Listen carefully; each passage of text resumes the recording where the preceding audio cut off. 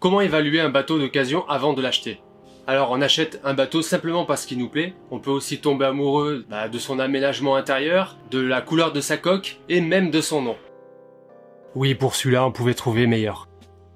Oui bon, ce nom-là est pas terrible. Résultat, on le surévalue et on achète beaucoup trop cher, alors qu'il vaut beaucoup moins. D'où l'intérêt de bien évaluer un bateau d'occasion et le tester avant de l'acheter. Donc ne laissez pas vos émotions ou un autre sentiment influencer votre décision d'achat, vous pourriez vraiment le regretter. Car oui, en effet, acheter un bateau sans savoir quelle est sa vraie valeur ou sans bien l'avoir testé est l'une des erreurs que beaucoup de gens font. Je m'appelle Florian et sur cette chaîne, j'aide les plaisanciers à entretenir eux-mêmes leur bateau et à en profiter vraiment. Dans le domaine des bateaux, on se laisse souvent importer par l'effet coup de cœur. Donc abonnez-vous à cette chaîne et regardez cette vidéo jusqu'à la fin car je vais vous montrer comment évaluer un bateau d'occasion et le tester afin de réaliser une vraie bonne acquisition. Bon visionnage!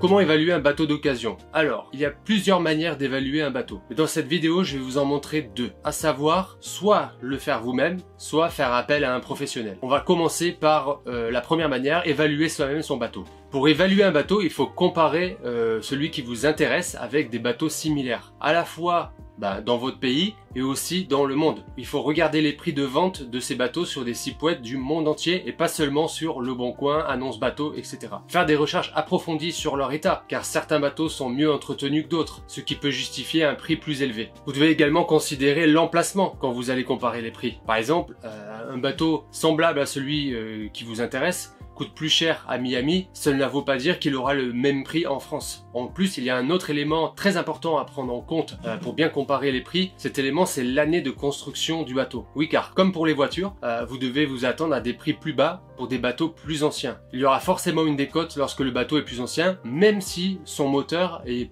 à moins d'heures qu'un bateau plus récent. Donc une fois que vous aurez toutes ces informations, il faudra bien les classer pour avoir une vue d'ensemble. Et la meilleure manière de le faire est d'utiliser une courbe de prix et d'estimer la valeur marchande d'un bateau d'occasion par rapport à son année de construction. Par exemple, si vous voulez acquérir un Jeanneau Leader 30, un bateau qui coûte 125 000 € TTC, vous pouvez rechercher tous les Jeanneaux de la gamme 30 à 33 en France et dans le monde afin de créer un graphique avec un graphique sur Excel pour recenser l'âge et le prix de chaque bateau. Ça va vous donner une idée du prix moyen par rapport à l'année. Ça va vous donner vraiment une espèce de vision d'ensemble du marché. Ensuite, vous pouvez également ajouter une ligne de tendance dans le même fichier pour ajuster les données. Cela vous aidera une idée de l'évolution du prix du bateau dans le temps et par rapport à son année de construction. Ensuite, vous devez estimer ce que coûtera la remise en état du bateau. Maintenant que vous avez ce fichier qui retrace tous les prix de la gamme des bateaux que vous envisagez d'acquérir,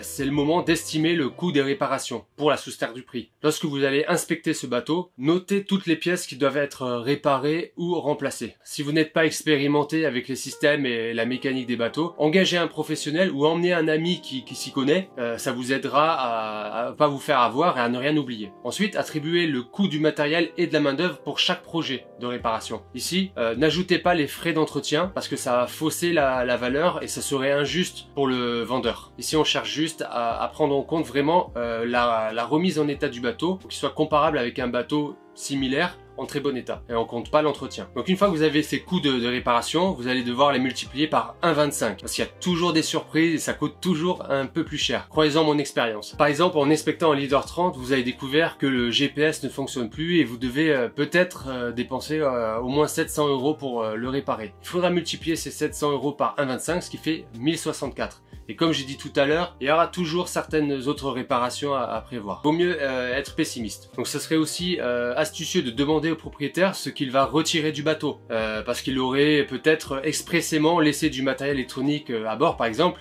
qui n'est pas inclus dans la vente. Donc il faudra prendre en compte aussi quelque chose auquel on ne pense pas souvent, c'est les frais pour rapatrier le bateau vers son futur port d'attache. Parce qu'on a vraiment tendance à négliger ce point. Donc maintenant, combinez le prix du bateau et le coût des réparations pour obtenir le prix réel de celui-ci. Et ça va vous permettre de comparer ensuite avec le prix estimé dans le graphique et vous saurez si le prix de ce bateau en particulier est trop élevé, trop bas ou juste ce qu'il faut. Par exemple, lorsque vous prenez le Leader 30 d'occasion dont le prix moyen est de 130 000 € et que vous ajoutez le coût de réparation de 1064 €. Ça vous fera 131 064. Maintenant, quand vous le comparez avec le leader qui coûte 125 000 € que vous avez trouvé dans l'étude juste avant, vous réalisez que ce bateau peut vous faire économiser 6 064 €. Autrement dit, vous allez potentiellement faire une bonne affaire. Parce que ce bateau-là, on n'a pas à faire la réparation du GPS. Par exemple, il y aura peut-être d'autres défauts et autres réparations à prévoir après la visite. Mais ça permet déjà de pouvoir comparer. Donc ensuite, la deuxième grande solution pour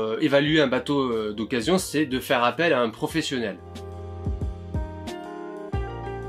Alors pour faire appel à un professionnel, oui, c'est un autre moyen d'évaluer un bateau et de directement faire appel à un professionnel. Évaluer vous-même un bateau, ça peut être long, et si vous débutez dans le nautisme, la navigation de plaisance, vous aurez besoin d'un œil expérimenté pour vous aider à évaluer la sécurité du bateau et à vous aider à déterminer un prix équitable. Si vous voulez un petit bateau, un kayak, un dériveur, un petit Zodiac ou quelque chose comme ça, une simple inspection visuelle suffira pour tout problème potentiel. Par contre, si vous envisagez d'acheter un bateau comme un cabin cruiser ou un voilier comme celui-là, il est conseillé de faire appel à un professionnel du milieu. Comme je vous l'ai dit en début de vidéo, l'achat d'un bateau ne se fait pas sur un coup de tête. Il demande de faire des recherches approfondies et avoir de solides connaissances sur le type de bateau que vous allez vous offrir. Parce que si vous débutez dans le nautisme, j'ai le plaisir de vous annoncer que tout coûte plus cher en bateau. Et ceux qui parmi vous ont une certaine expérience vont certainement approuver ce constat. Par exemple, si vous achetez donc un cabin cruiser, vous pourriez demander l'avis d'un expert maritime pour connaître sa vraie valeur actuelle. En général, l'expert il va faire une inspection approfondie du bateau entre 3 et 6 heures selon la taille, dans laquelle il demandera à voir le bateau à la fois dans l'eau et sur une aire de carénage. Et à la fin, il vous remettra un rapport dont il va mentionner la valeur de remplacement ou la valeur marchande, ainsi que éventuellement les défauts qu'il aurait notés, ce qui va vous permettre ensuite de négocier avec le vendeur un prix d'achat moins important. Donc ensuite, si vous n'avez pas trouvé un expert maritime ou que vous trouvez que c'est un petit peu trop cher, parce que c'est vrai qu'une journée d'un expert ça coûte dans les 400 €, 450 € selon les experts, en fait vous pouvez passer par un courtier ou un broker.